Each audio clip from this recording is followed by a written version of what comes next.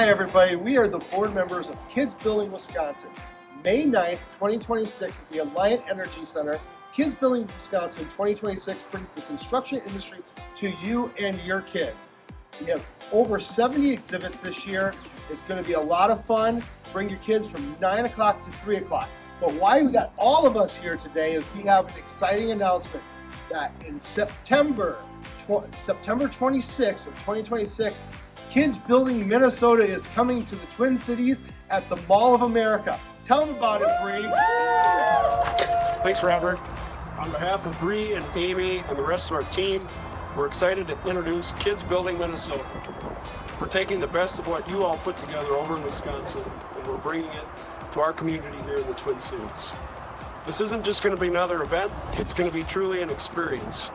We'll be giving kids and their parents here in the Twin Cities a chance to explore and become excited about construction and the trades. Kids will be able to explore big equipment, learn from hands-on exhibits, and have a chance to step into the boots of people who build our communities every day. If you're a parent, bring your kids. It's fun, free, and it might just change the way they see their future.